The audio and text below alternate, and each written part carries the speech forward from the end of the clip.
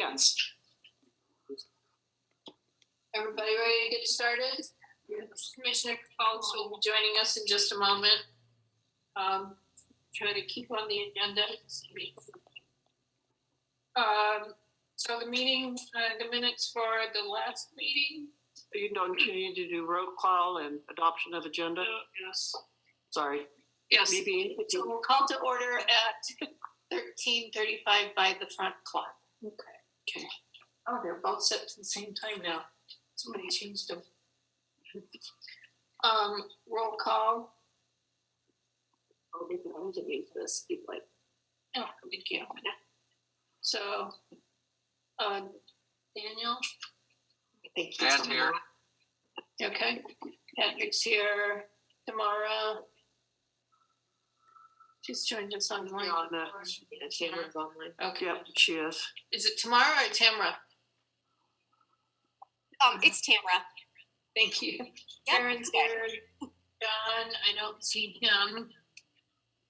Laura's here. Ryan McAdam. Philip Myers. Nope. That's his second meeting he's missed. Don Rogers. Steele's here. Rogers here. I'm here, and Ryan's here. So we have a quorum.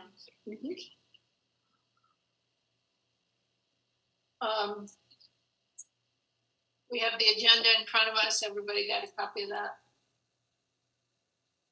We need a motion to adopt the agenda. I'll move that we adopt the agenda as stated. Dan second. So I'll move go up, man. All in favor of adopting the agenda, say aye. Aye. Aye. And then we need to approve the minutes from April 27th. Can I have a motion to approve the minutes as they stand? Second? Been moved and seconded. All in favor say aye. Aye. Any opposed? Aye. Agendas, all right, minutes have been adopted, approved. Communication items. First item on the list is committee member communications. Do we have any? I don't think we have any. Any committee members? How about the minutes? Like we mentioned, getting them online real quick. Because on the PID, they request us to get our minutes immediately, mark it draft, so they can put it on the website. There's been no update since the January 26th meeting. And like we spoke in the emails, it'd be nice to get this one up here because of the petitions. I can talk to Christina about that. Okay. I know she's out sick the rest of this week. Well, But- speaking of that, I think Ryan's up to date. I don't get no notice from her till hours later. And Wow. I He never does, do. he does send an I know email. I get an email saying a reminder for the day, but the one that was asked about last time, we get a week ahead of Yeah. the reply. I never get that. You do not? Do And Ryan you? doesn't. All right. Let's see, wow. Some of that is I'm only going to have to reach out if for some reason I'm not there. And with the virtual option, I should always be able to get and plan on it. So that's the only time I That reach is out. so strange. Hey, Tracy, I'm still on. You're still on it? Yeah. Okay. I use it, you know. I'll talk to Christina. Yeah, I but it's the one that. It's a good thing. Yeah, Laura, same thing. She gets today's reminder, but not the one a week ago. Who does not get the week ahead of time with the agenda? Raise your hand. Oh. Okay, so it's just Patrick and Ryan? I don't think I'm doing that either, because I know I've had some issues in the past that I know it was going to be here, so I wasn't as focused on it. Yeah, no, that's no worries. I will say, if you guys could just double check your spam email.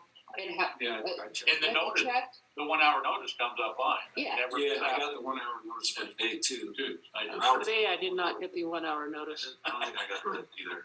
Okay, You're right, you guys are not on it. Ryan Ziegler, You are not on it. Ryan McAdams. And then A Patrick, bunch of people from the county are. I'll talk to Oh. Christina about this. And That is a problem. the We're getting people to, the Zoom link ahead of time, who's not getting that? I get was, but I haven't gotten it, I didn't get it this time. Okay, so I I got got it last month. Ryan Zigray, I got Ryan McAdams, and then I Patrick. don't get it. All I get is today's reminder. So you do get the Zoom link the hour ahead. Oh, That's what oh, we're is talking that the one for today? Yeah. Okay, okay, yeah. So I just have Ryan McAdams and Ryan Zigray not getting him. Is that right? Oh, the Zoom link comes like, Okay, Today. an hour. The Zoom link's the 1 hour notice? Yes. Let me open that up, I might get that. Because I want to be really specific to Christina about what's not working. Oh, yep, I do have the Zoom one, that is the 1 hour reminder Right. one. So I do get that. Okay, and then you get, I get that one, yeah. but Ryan, Yeah, I got it last month, but you didn't but get it as this. far as I can see, I did not get it today. But it came out at. I didn't see your name on the original email where it says respond to tell us if you're attending to get I a did get quorum. that. Oh, okay. Well, maybe I looked at the wrong one. Okay. Then that'll help because that'll let Christina know where she needs to look. But I will talk to her about that. Yeah, if we could get minutes on the website. And the only thing that, can we post them even though they're in a draft status? Because theoretically, they're not approved for a month, Right. Correct. which doesn't allow them to be timely. Well, that was the problem I first spoke about with the county when I was on the CID board too, so we mark them draft. And I would say 72 hours after Roger sends them out, if there's been no just requested, I don't know why they can't be marked draft and put on. And then once the finals are approved, but, you know, to get community, because I don't know how many people, is there any analytics on the PAC website that we know of? Is it just us that get on it, or is there a lot of people? I can talk to Christina about the minutes. I don't manage that. I can tell you, John Gross posts the website all the time.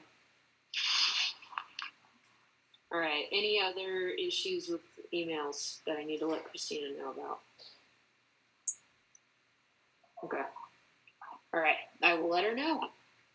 okay, we'll move on to county communications. Commissioner Cavallis, do you have any updates for us? Well, yeah, the first thing is I don't know if folks got the message, but I wanted to spend a little time thanking and acknowledging the service of Ted Carter on the Red Feather Lakes PAC. You folks know more about all the great things he's done, so I'm hoping you'll speak to that. But we actually did get this little plaque done, and so I'd like to just take a couple of minutes for that, Madam Chair. Okay,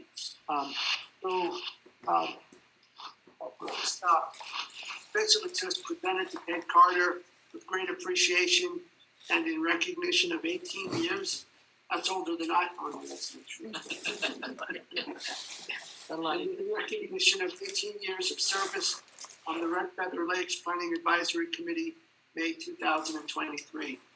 I'm very happy and honored to present this to you, Ted Carter, and I don't know if folks want to say anything nice about him. Anyone want to say something nice about him? He's just saying how glad he's to be off of the path. Anything you'd like to share with us, any wisdom, Ted, about moving forward and you know, what are some of your takeaways from serving on this pack for an awfully long time? Wow, you just lit a fire at the right time. Yes. Oh, dear. Yeah, I would. Didn't know I would until just a few minutes ago. I got on the PAC and got involved on the PAC to represent and give voice to Fox Acres, to the community of property owners there. As the general manager of Fox Acres, that's why I served at their request on the PAC as well, to give voice to that community. Beyond that, and being involved with the PACs, I don't know how many of you know, but I mean, the library was started because of Mary Stenzel. Yes. The founder's wife who passed away, and the Mary D. Stenzel Foundation is what started the library. Our crews came over. I built the first library, with our crews. The fire barn, the first addition to this fire barn was, I brought our crew over and we built the first addition on the fire barn for this community. We did the second addition to the fire barn. But we actually brought crews over and did the work. We didn't charge for it. That was donations to the community because we wanted to build a relationship with the community. Quite honestly, there's people in the community that don't want Fox Acres involved in anything. And, there's some of that friction that we've been trying to break down for years. And we've worked hard at it. There are a lot of folks in that property that get involved on the fire board. They've gotten involved on the library board, and they do a lot. And I just heard that this petition that's going on of what they're trying to do right now, the new individual stating that he represents Fox Acres and has deterred you from allowing or having support from that community. I just can't see. I've been with Fox Acres for 44 and a half years. That's not what Fox Acres is about. That's not what they want for this community. They want to support this community. And for an individual to come here to this pack and represent himself as a spokesperson for that community without support from the board of directors from Fox Acres. There's two entities. There's Fox Acres Country Club. That's a golf club. But the whole community as a whole is called Fox Acres Community Services. That board of directors should be in support, and I would encourage the commissioners, if someone is representing Fox Acres, that they get something from the board of directors that this individual is speaking on behalf and representing the Fox Acres community. So I would encourage you to please take a different look at what has been communicated to you regarding this community and the support that Fox Acres has and wants to provide for this community. And I wish you a lot of luck in what you're working on. I mean, it's important stuff for the community. And I'm sorry, I'm not around to fight that battle. I like kind of fighting some of those battles. Well, he never made any suggestion that he was speaking on behalf of only that I'm a resident of Fox Acres, and we didn't have the time to go survey the residents of Fox Acres who we needed to vote that day to get it on the ballot for this November. And it was more of a fear of him trying to get his community against, Well, petition. he worded it in a way, Patrick, because I was the chair that day.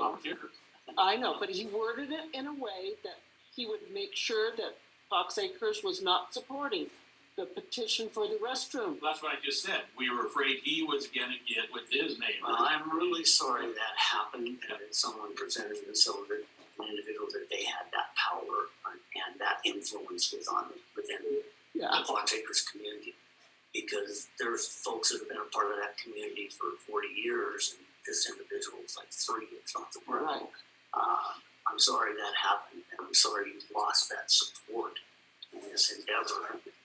It changed our direction on the petition because we would have included Fox Acres as part of the petition for the restrooms. Of course, that entity is allowing you to know. We've got a commitment, a formal commitment to the county and to the Bradley Queens family that we mow and maintain the park. That way it's no permit. We're trying to do preventable. It's happy. Well, that's another one of the commitments of that community to this part of the community. Without Red Feather, the businesses and what goes on in Red Feather, we need that as much as, or Fox Acres needs that as much as anything. The restaurants, the post office, the gas and grocery facilities, all of it, they need that. And I'd like to add that Well, he was, be open without you guys. and Petition Drive would be open, the whole east road from 74 in wouldn't be open without you guys taking care of it. The backdoor cook-off, I guess you call it. Just want you to know, we support the community, and there's a very large percentage of the property owners over there that understand that Yeah. and do support you. So I'm really sorry that happened, and if there's anything that can be done to correct it in return. Is there a way that we can get other input from Fox Acres? Are there other members? Well, I understand from Don that my replacement, James Cates, came to the last meeting or a meeting previously. I have encouraged him to become a part of the pack or volunteer to be a part of it and represent Fox Acres in the same capacity that I did. Yes. He said he's interested in doing it. And he's got a great background in water, wastewater. That's why we brought him in. I mean, from That's great. Chicago area. So what you're looking at on that end of things would be a great insight there. I'd like to take a moment to say I've known you for, I don't know, since 40 plus. 40 plus years. You've been part of fire department. We were EMTs together. You've been on the PAC. You've been with Fox Acres. You've done a lot for this community, Ted. And that means a lot to all of us. You'll be missed. I hope you stop in and say hi from time to time. Yeah, I second it. You've been so instrumental. You helped with the sign, the Good Feather Village sign, tremendously. And whenever the Community Association has reached out to you, you've been there and been very supportive. And you're endearing to my heart. And when you said you were going to leave, I was like, sad, so sad. So I did that because of my love of the community, but also my board of directors through all these years has supported all the time and efforts that I put together for the community. Well, you were the voice for them, and thank you for being the voice. it was them, and I don't want that lost for this committee. You need to know that you've got that support. If you ever think it's questionable, somebody needs to go talk to the board of directors. Okay. You know, and I would be more than happy that I talked to the president of the board with regard to this issue. And I guess it's too late to change anything. For this petition, it is, unless we just don't get the signatures, and we may have to start all over again. Well, it only changes the mill by 0.00001, not including Fox Acres. It's not the mills, it's the added items. It's the people. It says people commingle in restaurants and everything else. That there's not a this side and that side. It's one community. That's what this is all about. Well, I just want to say, I don't want to take away that we're here to say thank you to you and honor you, and glad you had an opportunity to share your emotions and your words about all of this. And I think I need to kind of give some thought to what might be an appropriate response to Philip or Benny, and I can circle back, have a conversation with Tracy. But I just want to say thank you for your service. I've only known you the last couple of years that I've been around as a commissioner, and you've always been very steadfast. You've always very committed to all the work that this planning advisory committee has done. It sounds like, folks like Janice and Karen, they know you from way back when, and you've always been a contributor. Well, once I was aware that this was going to happen, I got the invite. I'm glad you just made those comments because before all this got me riled up, I wanted to express my appreciation directly to you because and to Tracy. That Tracy had big shoes to fill, following up with and you're doing a great job, and you've been a pleasure to work with, and I think you represent the PAC well with the county and stuff. And Commissioner, I don't honestly know. We've had other commissioners that have been present. They've attended some meetings, whatever, but I don't really recall one that's been as involved and as responsive. One that would listen, and you may not have been able to give us all the answers we wanted to hear or to say yes or whatever, but you've always really shown that you were interested in listening consider the issues and give them due consideration and have come back, and I appreciate that for the community. I appreciate your kind words. I'm not very good at accepting it. Thank you. So we'll leave it at that. And I just want to say I've learned. I continue to learn a lot from you all, and I've also learned that Red Feather Lakes folks is oftentimes can be a pretty rowdy bunch, but very engaged people, very caring people. And honestly, I have learned a lot from you all, and continue to learn and do the best we can to try to represent, the issues that are important to you all. Well, thank you. Thank you, Ted. If the PID does not pass, we get Hannah to start a fundraiser at Fox Acres. All right. Yeah. He's very good at that. I talked to her, and I think Roger would be like a compliment with the construction, so and a little golf tournament or something. But yeah, Phil just caught us off guard, I think, and we weren't sure what he was doing. Well, But nothing to do with Fox Acres. and the main reason was Fox Acres is taking care of their business on that. Yes, I Like do. you needed to take care of something, and maybe it wasn't fair to ask. Did a them to derailment. pay for that That's what I call it. when they You were here. have so much land on their own stuff. I was That was going part of the to reason. walk out. And Ted, I wanted to thank you. I've only been serving as staff liaison for 2 years, which is a drop in the bucket. This is my first board, and you were a very big source of kindness and encouragement as I've taken on this board. And I feel like I've learned a lot from you. And I appreciate all that you've done for this board. And while we're in the business of thanking, we should also thank Roger. Yes. He's got the really exciting job of keeping track Doing the minutes. doing the minutes. I was going to take it away. Oh, no. Don't. No, you really want that. Sorry if you really wanted it. Oh, yeah. All right, so, thank you, Ted. We will move on to, I'm sorry, did you have any other updates? I appreciate that we took time for Ted. Other than that, one thing is, so people are aware, I know that the issue of the property values and what the implications are for the property taxes that folks will pay. I'm happy to answer questions, afterwards or anything like that. But from the county perspective, obviously we're not the ones who do the appraisals. The assessor's office does that, but we are the ones that approve budgets. And right now, in light of all of the uncertainty about ballot measures that may show up, we are preparing a couple of budget scenarios, and we have actually implemented some things to tighten our belts in preparation for, if for example, Initiative 21, which is a citizens initiative, if that gets on the ballot, that would really make a big dent in property tax revenue to the county. If Proposition HH gets on the ballot, that would also have a dent.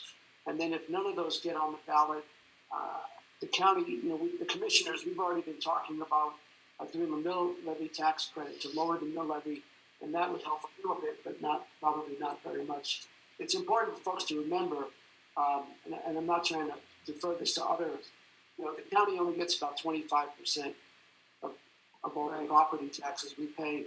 The bulk of it goes to the school district, and then there are a total of, I think, eight taxing districts in the county. So I just wanted you to be aware we're not sitting on our hands.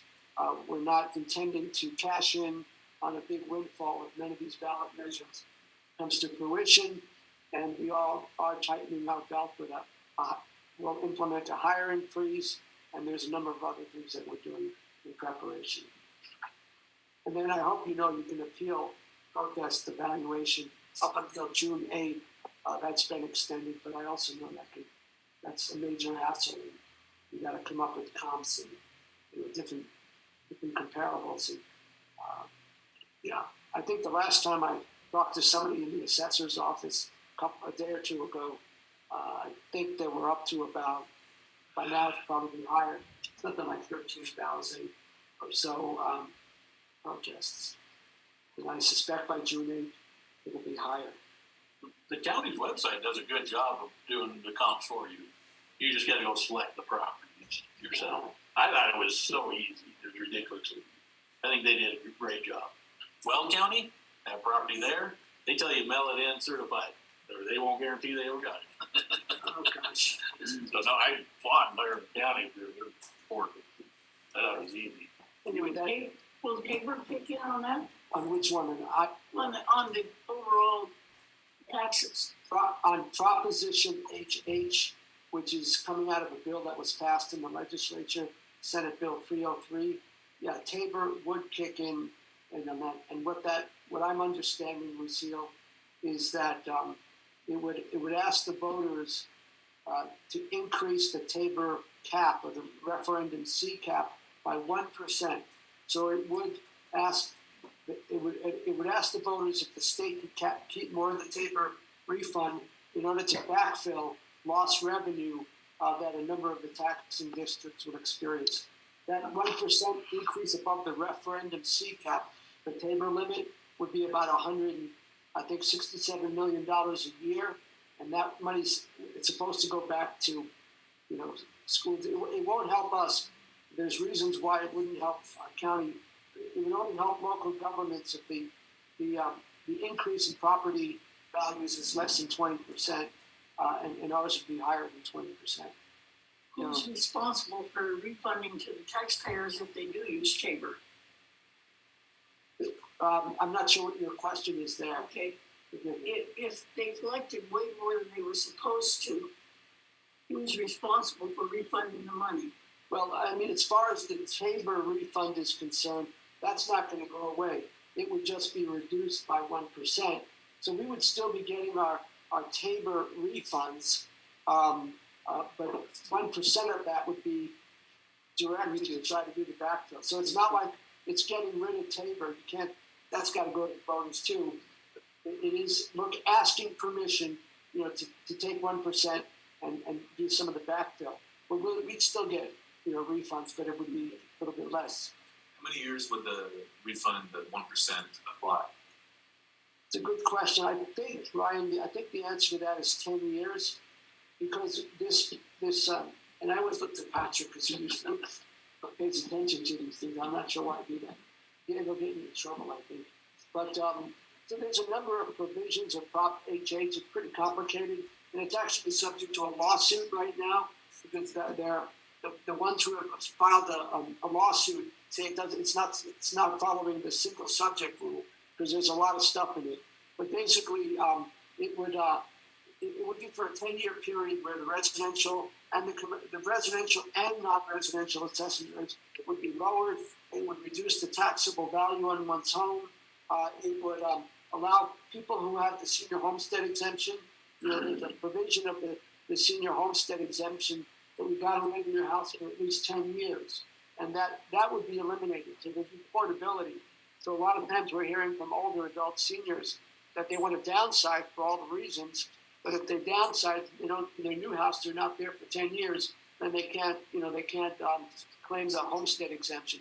So there's a number of provisions, and I believe the Rep C thing, the 1% thing, would also apply for 10 years, and they would reevaluate it. But I guess that's a good question, but that's what I think the answer is, Ryan. The big pushback was it wasn't going to be income based. Everybody's going to get the same amount, and that's what was upsetting some people. They're going to flatten it, so you $2 million a year and spend all that, you're not going to get any more than somebody that makes $20,000. And if I may clarify that, and I don't want to, I should get back to getting an update on how all the signatures are going. But on that one, Patrick, my understanding is this: that that's a separate bill. I think it's House Bill 1311 or something like that. But what I think Patrick is getting at, there's a separate bill that if it's signed into law, I don't think it has to go to the voters. It would say that right now there's a 6-tiered structure for getting the refunds. It's based on income and all of that. It would flatten it, like you're saying. So no matter if you made $1 million a year or if you made $10,000 a year, you'd still get the same amount. So that's a different provision. But it goes against Taylor. That was a big thing. Okay. And we'll just move on. I have one question for you. last month we talked about the national forest, and could you give us an update on that? It came up in the meeting, and I wasn't prepared. However, I did. I texted the sheriff. He didn't have an update either, other than to say, Ryan, that there is a meeting on this topic, June 21st, and Sheriff Fain was going to give me that information, and I told the folks at the community conversation that I would strive to get some of the Forest Service people up here at our next community conversation. I don't know who it was. Was it you, Pat? No, who was it that said they emailed Reagan Cloudman, pardon? I did. And to ask her about it, and she knew nothing about it. So that's their public information officer. But only for Canyon Lakes, not the entire forest, just the Canyon Lakes. So we'll try to find out more and see if we can get somebody, and maybe I'll attend that June 21st meeting. I think it would be really important for them to have input Community meetings. from the communities that are going to be impacted. The swell of numbers of people that head up that direction to use the area and then get turned around, we would have law enforcement issues right and left. Yeah, points are all well taken. See what we can find out. And one final thing is I brought a couple of these, one of your favorite topics, public improvement districts. If folks would like a little brochure, I only have 6 of them, but they do give a nice overview of kind of how this works. So if you want one, some of you may have already gotten it or you already have it figured out. That's all I have, Janice. Okay. And then staff updates. Any staff updates? I do. I have a couple. We have our planning department. We have not had a planning manager for several months since November, but we finally hired one. We're on the. Her name is Jenny Axmacher. She's from the city of Fort Collins. She's a principal planner there. And her start date will be June 21st. So we're really excited to have her and for the planning department to have a manager. It's great news. So she will be starting at the end of June. And then I wanted to follow up. One of my to-do lists was to talk with Matt Lafferty and Rebecca Everett. Rebecca is our community development director. Matt is our principal long-range planner. Just to kind of talk about the bathrooms to see if that would trigger any sort of planning process. That's provided, that PIDs go through in November. We just wanted to have a plan together. I talked with Matt. He's on, and Matt, please feel free to jump in if you'd like. But we put our heads together, and it would generate or would trigger a site plan process. It's accessory to the POA building over there, and it would trigger that type of a planning process. So that would come prior to the building permit. So just want to keep that in mind. And there's expenses associated with that. There is expenses associated with that process. And can ARPA pay for that? I don't know. But the site plan review process, that's the least complicated.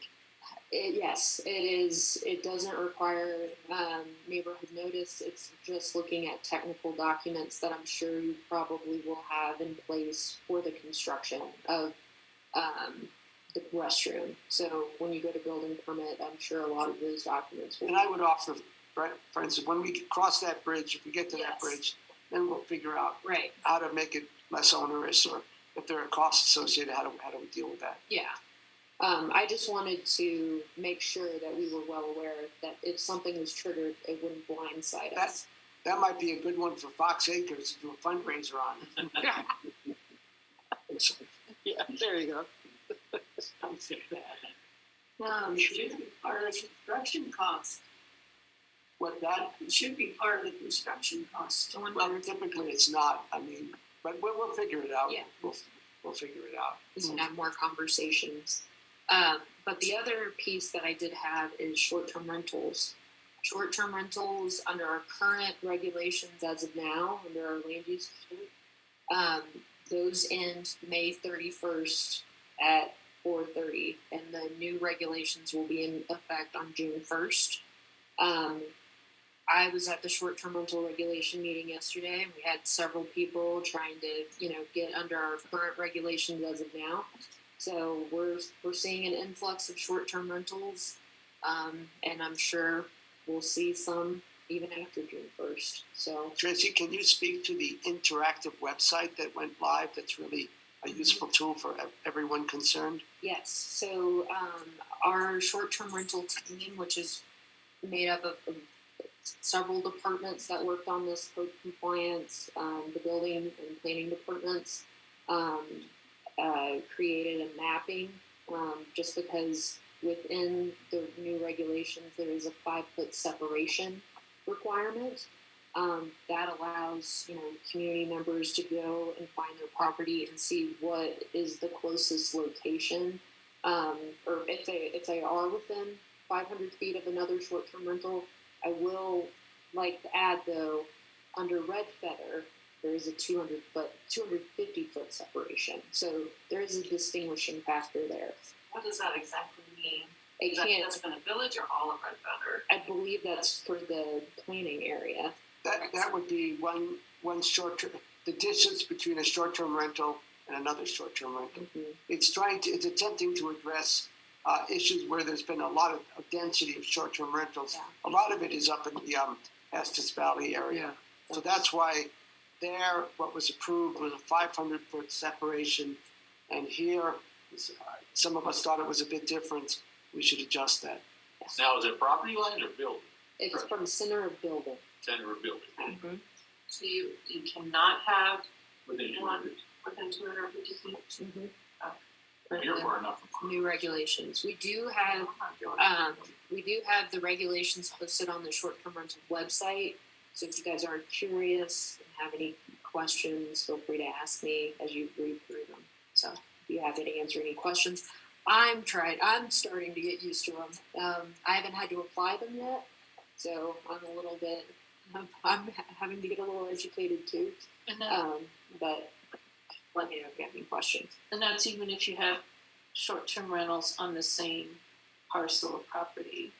That you have to have that 250 foot separation. And that's a great question, Janice. That if they're on the same property and the multiple short-term rentals, we have a different designation for that. That's called Resort Lodge Cottage, because there's multiple cabins on the property being rented on the same parcel. So it's a different process, not kind of like a short-term rental in the same vein, but not treated exactly as such.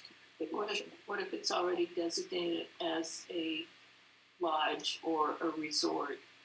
I'm looking at Beaver Meadows. Mm-hmm. So are those considered short-term rentals as well, or does that fall under a different umbrella? There are some buildings being rented short-term if they are on the same parcels. I know Gary is looking at maybe doing a boundary line adjustment. We're meeting next week on that. Okay. And so that was going to be one of the things that I wanted to let him know about, people, pursuing approvals on that. And so if it's on the same parcel, it has a different designation.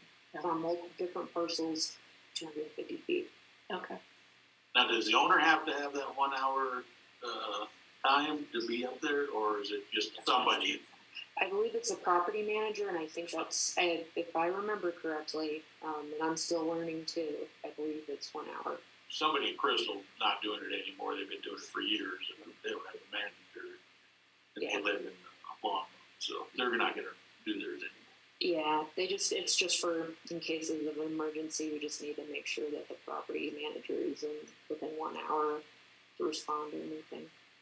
So your interactive map, Mm-hmm. does it show all licensed Mm-hmm. STRs and unlicensed? No, I don't believe it shows any unlicensed. We have our code compliance department that works with a contracted company to identify those, and they reach out to them and file a code violation, and then they work with us to get into compliance with their energy code.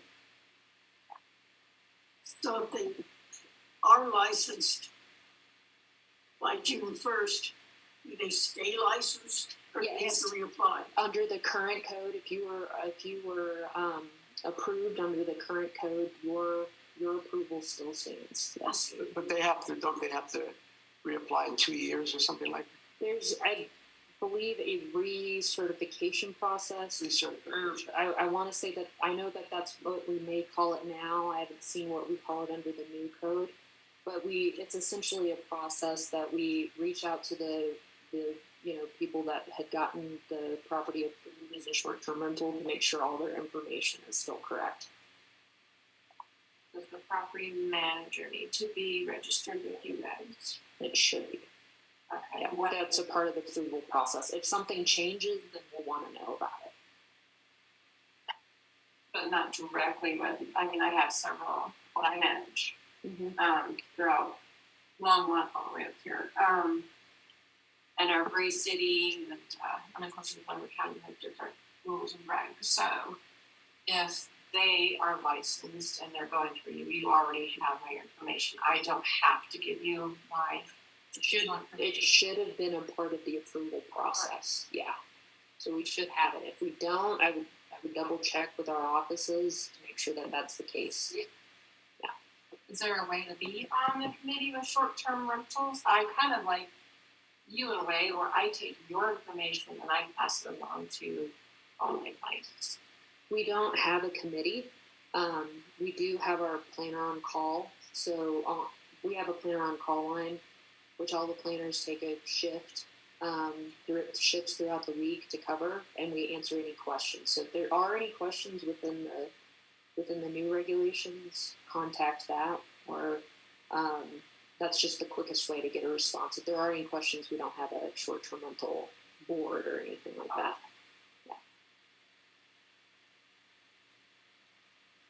Okay.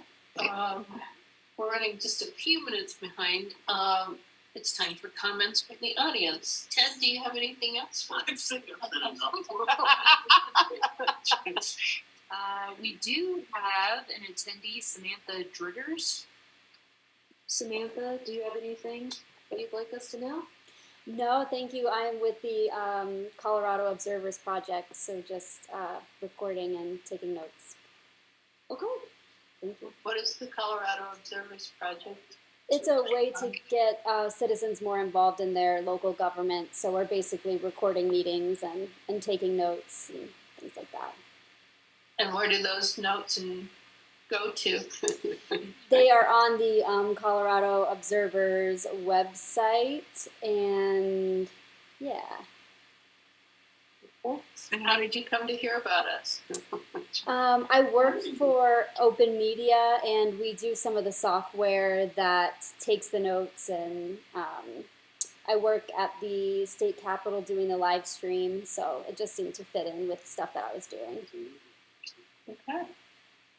Thank you. Thank you. Fortunately, we're on way. Who is this person? Area 51. Okay, we'll move on to discussion items. For what everybody's on the end of their chairs for, the petition update. I wish it were a big drum roll. It isn't. It is. You want it? So I'll tell you what I've gotten so far. 13 signatures so far on the road petition, and 22 on the restrooms. But I've got about 8 people tonight that have scheduled to meet with me to sign because they live elsewhere. I'm hoping and praying that the craft fair this Saturday will stimulate some more signatures. I was thinking if I got 25, I'd be really lucky. Now I need to get 125 to be lucky, I think, because Allison told me, the one that sits at the storage and irrigation, she has 3 signatures so far. Okay. And we haven't hit our summer kickoff yet. Do you find that there's something? There's a lot of people against the road. I don't know why. They're kind of, okay, really bad timing to have taxes go up 53%. Well, some 300%. Really no rhyme or reason to some of it either. Just bad timing. Here we are asking to add another mill levy on the east side to and asking people. I basically have been telling people, just sign the petition, we'll get it on the ballot, and then you can vote no. If you so be thinks that it's not a good thing for Red Feather. And I had some concerns with this tax increase that people would just back away. It's quite an impedance. Yeah. Yeah. And I don't have a solution to that. There's one person in Glacier View whose value went from 400,000 to 1.5 million. Yeah, 300. Yeah, 300%. Increase in taxes, but no increase in services. Yeah, increase in their valuation went up that high. And that's exactly what a lot of people have been saying, right, what you said. Yeah. Services haven't increased, but we're pouring out more money. Could Katie or somebody email us what the petition actually says so we could see what is actually in it? Because that wasn't ready for the last meeting. I haven't seen either of those yet. And we have until June. I asked you to read it and sign it, and you said no. So you don't get to see it, bud. I haven't had. Signs are going up. I asked you, do you want to read it? And you said no. They didn't ask me if I wanted to I read did too. I said, would you sign it, and I'll let you read it. The one I'm not a part of. I know. Nobody said anything to me about the valuation increases. In fact, I was in Two people did to me, Pat. He had 8 partials, and he's showing me all of his new tax increases, and he signed up. He's willing to do it. Both of them.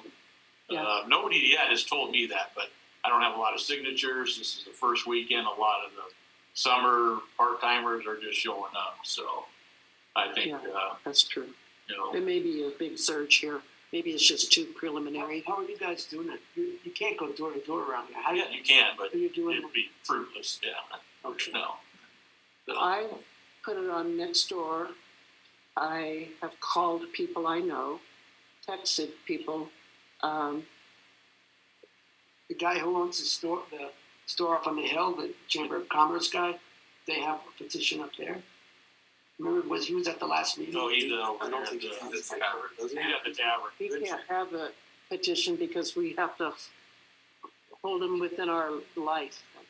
It can't go out of my sight.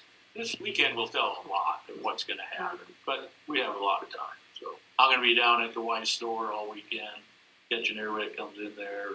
Karen's going to be at the craft fair. Allison have at the irrigation, fishing. I'm gonna be down there too. I'm gonna go door to door. Can I say my Go to these residence is businesses here. and Most of then the businesses I'm that are gonna ready go down. to. I'm just gonna look for people outside. I'm just gonna go up to them. Pat did the businesses. Right? You did. I got the trading post and stuff. Oh, okay. I didn't talk to Steve at Asia, but I just talked to Jan White. Tim came to one of our meetings. He sat in, and she said they will sign both of them. And I have a meeting for them tomorrow to go have their signatures. Rich Mars said he would sign them. So, or did you get? I think I got his signature. I think I have. I've only had one couple say they won't sign this petition because they are afraid it will go on the ballot and it will get passed. I've got Harry and Rich both already, Okay. Have you and I got Blaze. doing the food pantry? I'm sorry, what? Food pantry? Maybe go into that. They're from all over. No, From all I over. don't have the time to do that. But if somebody has time to do the food pantry tomorrow, I can't do it tomorrow, but I might be able to do it next week. I mean, okay. there's 120 people there. I don't know what they would. I think there's a great deal of them that come from Crystal Lakes and Glacier View that go to that food pantry. Yeah. I don't. But that would be a good place. At least they're there. There's people Yeah. there. I might How try to do that many- next Friday. How many booths do we have for the craft fair? I see signs up all over for the craft fair. I am full. I couldn't believe it. Okay. Except the parking lot is not full, so And I'm gonna be just outside the door of the POA, so. And unfortunately, I'm gonna have to run when there's a crisis, because I'm the manager of it. I'll have to close up my books and not let anybody, because it says that we have to personally be the witness of the signature. So Memorial Day does bring people up, so. Yeah. Hopefully that won't get us. I'm hoping. What about bingo games? Are there bingo games on the agenda? We start on June 3rd. If I get volunteers. So far I've gotten one, so. Deb and Buck at the liquor store both. Deb and Buck at the liquor store both signed too. Yeah. So you got Georgia, Georgia's then Bug. sounded real. And, Dean, did you get? and I never seen. Fred Johnson said he signed yours. Yeah, Fred, okay. 16 times. Get the fire department members considered, You can only sign it once. I know, I wrote that out. Yeah. fire department members be considered residents of this building? Unless you live here, he does. Why did the library say, no, this isn't political? They have their ballot. They have a whole nother. property. So I think there's a little bit of, I shouldn't say anything. I'm gonna just zip my lips. They're not here representing, I told them to come. It's very definitely not a political thing to do a PID.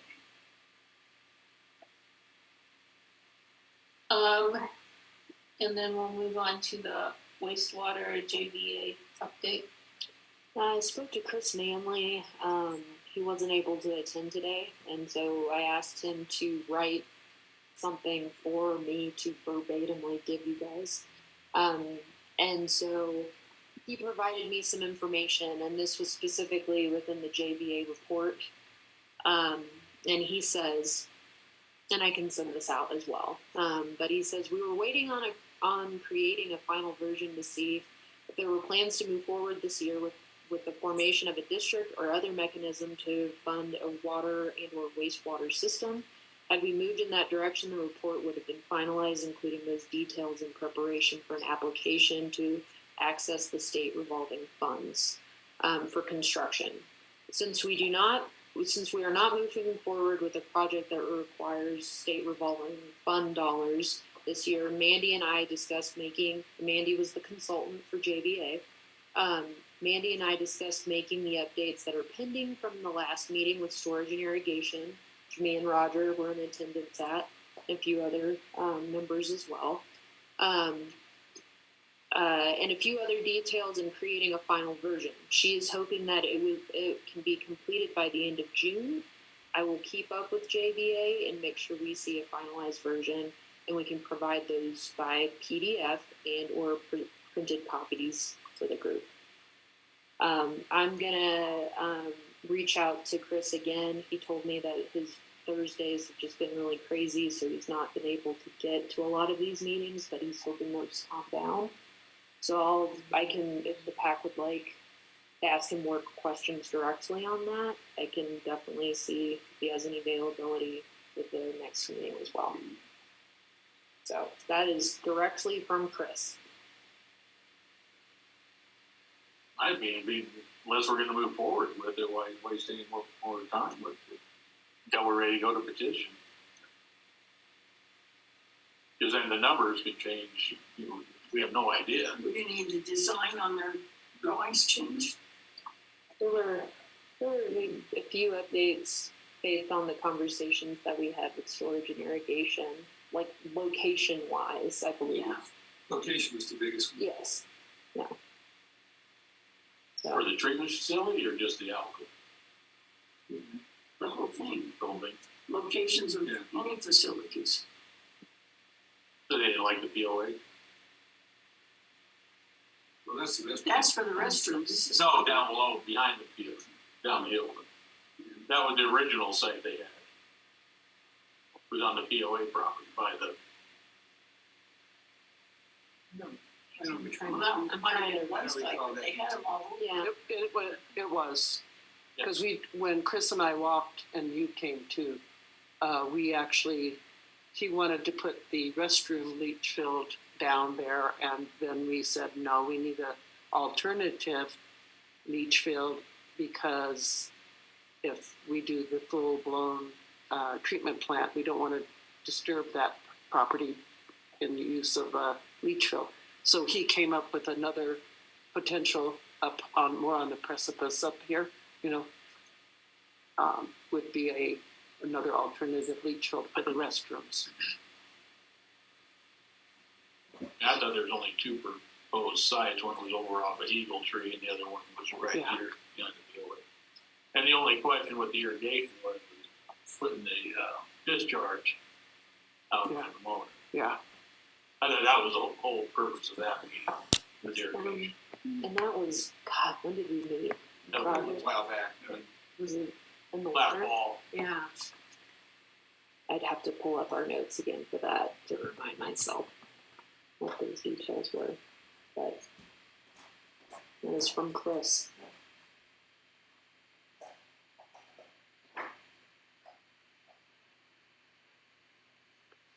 Speaking of going back. being able to remember things, it might be a good idea to capture in writing everything we've talked about with regard to this in a condensed, like, little chapter book. Because what if it goes on, we wait for years and then we need to regenerate it? Will we remember the details? I mean, we do have the minutes Yeah. that Roger has put together, and those are my guide, honestly, for a lot of it. Again, going back to the point on making sure those minutes are updated on the website, I'll talk to Christina about. And we can make sure the restrooms are locked prior to the craft fair and see then if people are more interested in. I see your point. Okay, my son and I pressure washed these outhouses and cleaned them. They're clean. Yesterday in the rain. It was a good time to do it. Well, I think some people on the restrooms is, we're already paying for the restrooms at the library through our mill levy. We're paying for the restrooms here through the mill levy. Yeah, And that's then if you're a member of the POA, you're paying for the restrooms through your membership fees. So the community is already paying for several restrooms. that's true. It's not really something. It's not. And the busiest holidays, the library's closed on all holidays. So, True.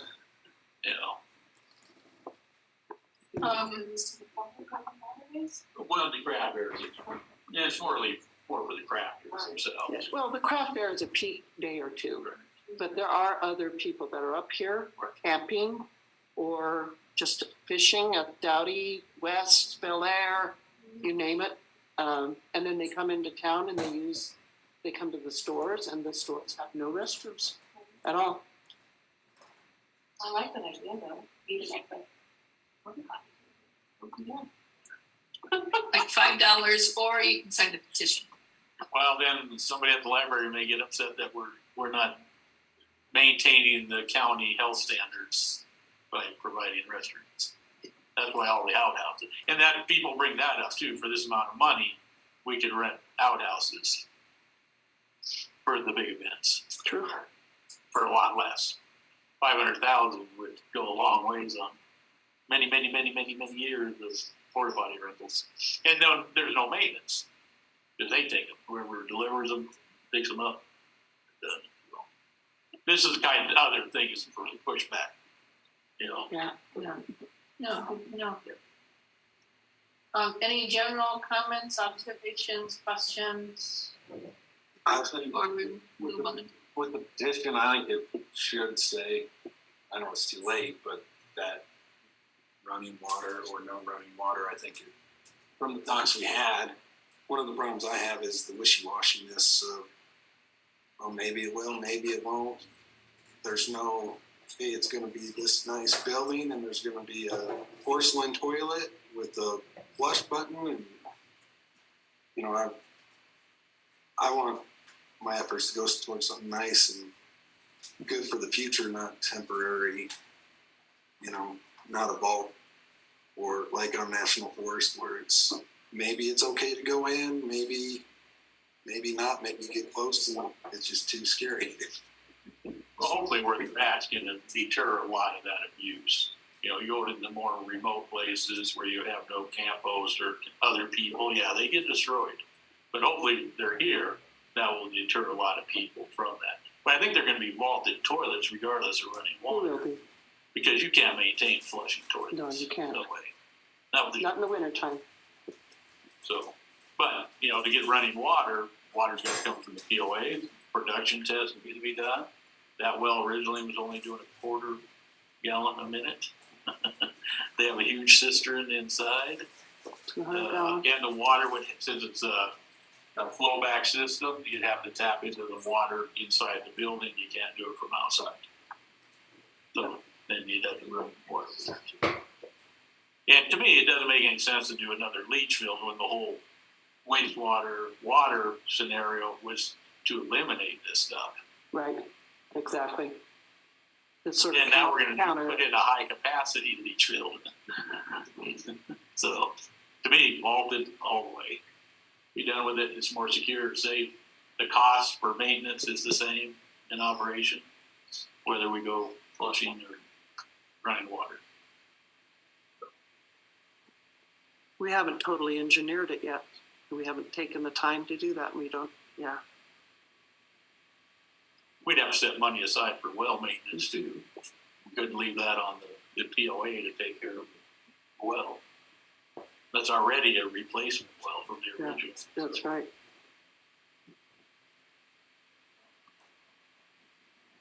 Anything else? We need to determine the agenda for the next meeting. I think continuing the discussion items that we have, that'll be an update on where we're at with the petition. What is the date for the next meeting? Looks like the Let's see. 22nd of June. Does that seem right? Fourth Thursday. That sounds right. Yep. Yeah. 22nd.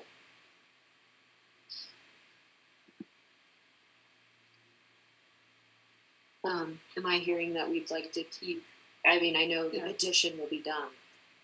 We will have Well, yeah, so then it turned it in, whether it's just an update on what happened. The rest of the story. And the wastewater, hopefully, Chris Manley can make it to the next meeting. Okay. We'll talk with him. Yeah, Katie's coming up here on the 14th she's coming up here on the morning of the 14th in the morning. to do our little Go on to oath the of office that we. And I am truly interested in knowing what is going to happen with the Dead Man Roads, if we're going to be the Forest Service. I think that's a big interest, one of the biggest interests here. Because that's, so whatever the Forest Service decides on the meeting the 21st, I think that would be good to have under the county commissioner updates. If you can bring that to us. I'll do my best, yeah. And when they say they're gonna cut out this first camping and trail use, does that knock out hunting? I think it's really important, if we can even get in on the meeting, Kind of sounded like they were talking everything. I know. and there's just so many people that go up that way to do things. They don't stop here, they don't check their Forest Service sites before they go up. So they'll go up there, find things closed, and come back and start wanting to know where they can go, or they'll be violating private property. Take out their frustrations on the village. And we get a lot at Beaver Meadows. Yeah. So, Get rid of what? people that want to use the facilities even when they're full, they'll just go and park where they want. We even get that when the facilities aren't full, just the misunderstanding that if it's mountain land, it's available. But yeah, I think there's gonna be some some pushback from the public and we'll take the brunt of it if Deadman gets closed. And last meeting I mentioned something about maybe getting like a punch list so we could start knocking things out to get stuff actually moving forward instead of, trying to make a list. Or did anything ever get moved? Or I don't know if maybe Mark was going to start a list of things for the center line and just the wastewater, the everything for the bathroom projects, just so we had a punch list so when we were looking at each topic, we could go, okay, this is the 2-3 things we have to do before that one moves forward. Or, Is that related to having a work plan? I know we talked. yeah, well, it's essentially like work plan, but just something so we could be a little more structured. What's the status on that? Wasn't that discussed in the past? And That was discussed, I believe, last fall, and we finalized it for this year. Typically, we start work plan discussions like September, August. So has there been a reference to last fall's approved work plan to see what's been checked off? And I mean, has there been any discussion about the 2020? I mean, that I assume it was approved last fall. I guess I was around, but I don't always remember things.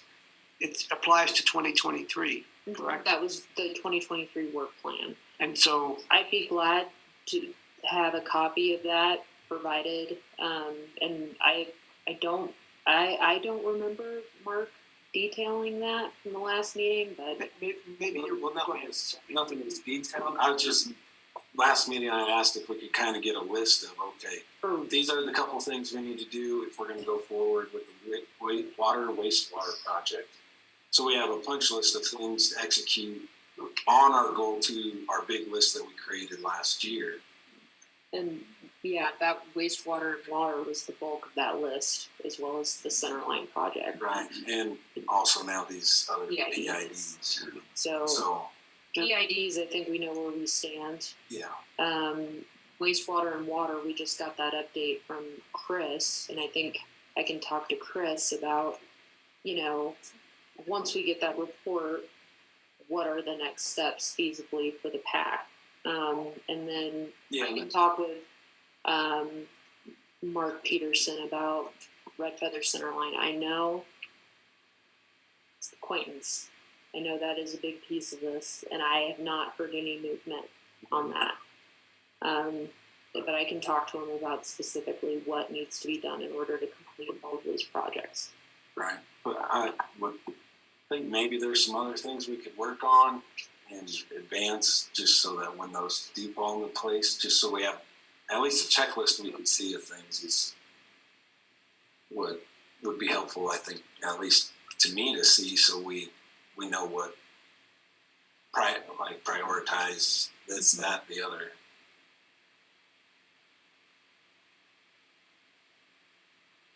I can talk to Mark, and I can talk to Chris. Does that coincide with the master plan here? Well, You'd have to for the next 2024 master plan, or sorry, the 2024 work plan. You'd have to make a. You'd have to ask for that to be added to, and these are items that the PAC wishes to be on the work plan. Then those are presented to the commissioners, as I understand, and then the commissioners review it. There's also a review process of staff bandwidth as well. I know the Laporte Planning Committee is also looking into wanting to update or create a sub-area plan for themselves. I think it's something in discussion as well, but I don't know.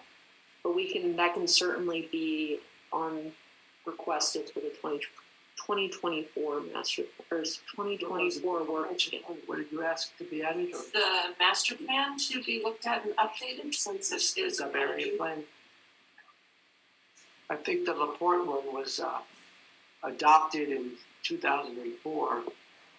And we did actually, the Laporte Area Planning Advisory Committee did review it in the last couple of years, and they basically concluded that, the values that were in there are still valid, but they talked a lot about it's not really enforceable. There's not a lot of teeth to that. And so I think at the last meeting, there was discussion about, renewing those conversations. But I think what Tracy was saying is, the planning department, they have to factor in what is their capacity? Because I know Livermore, for example, is looking at a character plan, and I think they have a methodology for how to prioritize which plan we're going to focus on to update. And I think the LaPorte one might be a consideration for 2024, for example. I don't know if I'm confusing things or if I'm responding to what you're bringing up, but You can request it, yeah. and then it's evaluated at the staff level and then approved, I think, at the commissioner level is how we I understand. request it, like us as a group. And once we start work plan discussions for 2024 in the fall, that's typically when those happen. And the planning department also has, they share with us, the commissioners, their work plan. And the goal is to try to align some of these things as much as possible. But they only have a certain amount of capacity. And that's how that informs what they're working on and what prioritization to have. How often are you in your position to review these master plans? Is it every 20 years? That's too long. Yeah. I don't know if there's an actual guideline for how often. I think a lot of it is if the community feels like it's way outdated, then that request needs to be made, and then decide whatever staff support, how that fits into what projects are being worked on. So I think it's really community driven, and if folks feel that needs to be reviewed for Red Feather Lakes area, then I think that's what Tracy was saying.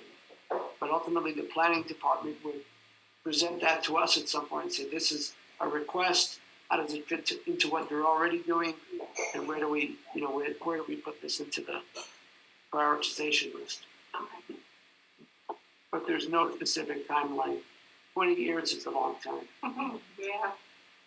Red Feather Tavern, probably is going to be scraped. They did deem that a loss, complete loss. They could really use some help on expediting some permitting. And because the number of places to eat in the village have dropped by a third.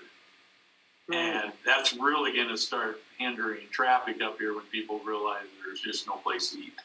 And I think Matt Lafferty is a senior long range planner in our department, has his hand up. Yeah. Matt, feel free to. Helpful. Yeah, thanks. Great conversation, guys. And sorry, get you a thing here. Commissioner Kafals is right. We've talked to the Port Advisory Committee about their plan as well. And 20 years is a long time, but I'll keep in mind our comprehensive plan that the county has, which is the master plan for all of Larimer County, had a lifeline of 20 years. It's different from community to community. When you're talking about some of these municipalities like Fort Collins, Loveland, those types of things, they often review their comprehensive plans every 5 to 10 years to make sure that they're still in alignment. And there's two ways to approach this problem, I think, to start thinking about. I can't commit to anything. That's part of budget cycling and all that. But I don't think that there's any reason why. I know you guys meet on a monthly basis and you guys have some subjects to talk about, but there's no reason why this group couldn't take as a group and review section by section or something like that your current plan and say, you know what, we're just as a group talking about, does the first section of that adequately address what's going on here and where can we update it and make suggestions on that, and then go through and review it and see if there's any big holes in the plan or anywhere that it needs to be. And then those could be suggestions that, you know what, we went through it and there really wasn't a whole lot wrong with the plan. There's some things that we think could be improved, and so this could be a minor amendment. And that minor amendment might be something that can be budgeted for as a staff driven type thing, depending upon what our workload is. Or it could be, you know what, the plan is way out of date. It doesn't reflect any of the values of the community. It doesn't this, doesn't that. It doesn't take into account some of the things like water and sewer, all the things that go on up there. And we think that it needs a full revamping, which a full revamping of some of these plans can be anywhere from $100,000 to $300,000 or $400,000, and you have to hire consultants and bring them on, and it just becomes a large scale project. So I think that as a starting point, I think this is what was discussed with Laporte. Is it doesn't make it makes sense that you as a committee can sit down and review your own plan and make notes and do things like that, and then when you have these meetings, discuss your opinions on those things and go through it piece by piece by piece, and then at some point you can say, hey, you know, in 6 months or whatever, or, hey, commissioners, hey, staff, we think that the plan needs a minor overhaul, and we would like you to consider it, or, you know, it needs to be major. So just food for thought that I would share. That's helpful. Thank you, Matt. No, That's helpful. Thank you, Matt. Where do we get a copy of this? it should be on the website. Yeah, memory.org. So I can't remember. Under the PACS site? You can go on to the larimer.org/planning and look under plans and documents, and you can find the Red Feather Lake plan. If that's a problem and you want us to help you with that, I'm sure that we could print out a copy and have it sent up to you. I think that's a good idea to review that. It might be good to have a few printed copies available for the members around that don't have a copy. Tracy and I can work on that this next month, and Tracy, if you're okay with that, try to get them a copy. Okay. Thank you. That's super helpful.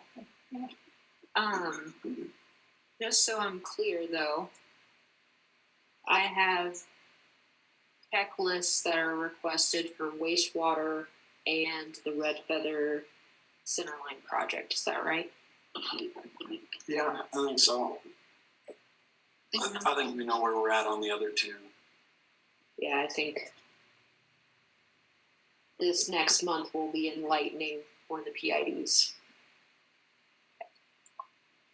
So I can commit to bringing several copies of the plan. We have an update on the petition listed. And then I will work to see if Christina can join us to give us more of an update as to where JBA is on that report. And he could also probably speak to the checklist. Okay. Any other items? So Patrick, I know you just scraping the surface with the Red Feather Tavern. I'm sorry to hear that it's a total scrape, but there's going to be some things going forward. If the PAC can help with expediting anything or helping you address costs, we're happy to do so. I know you don't have anything for us today, but Mostly permitting for Blake, so it's gonna be. I suggested There's two Blake to come fundraisers. today and address the PAC, but he didn't. There's gonna be a fundraiser June 10th at the POA, and then there's a fundraiser down at Maxley Brewery, and then he's got a GoFundMe. Because he's only insured for what he paid for it. The rebuild. What was that, Patrick? He was only insured for what he paid for it, not rebuild now. There's a lot of stuff that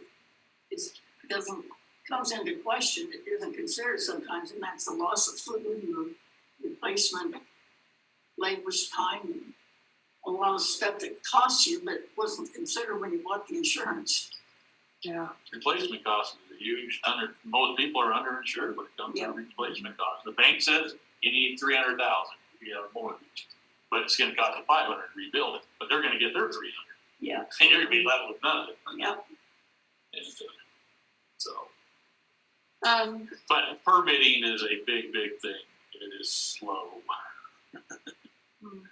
He's talking 6-7 months before he even knows what he can do. Is there any way to expedite that, John? That's what I don't really understand. You're saying the tavern is gonna be, scraped off. So there was a Then fire, fire in April. and unfortunately, the building will have to be rebuilt. your question is around the Permit. The permitting, the expedited permits. Are you talking building permits? Yes. Yes. And I don't know, I know I'm in the overall community development division, but I don't know how long building permits are taking as of now. and we, would you follow up with, could you follow up with Eric and see how, if he's aware of the situation and how it might be helpful in expediting? I think it's gonna hurt the community, you know, the other business owners by, you know, not having a place to eat, one less place. I And understand. as word gets out, there'll be less people coming here. What's the name of the tavern again? Red Feather. Red Feather Tavern. Not down there. Electrical fire. So, well, let's, Has he been in touch with the building department? I know he's Yeah, probably has. There's an independent engineer that's looked at it. They're the ones that said that's great, so. Okay. so now they'll have to come up with the building plan and before they can even proceed with getting the permit. He's hoping to do a metal building, but the wind requirements may prevent that. So they're up to 175. Yeah. It has to be rated for 140, I think. At 175. 175 now. That's changed. So,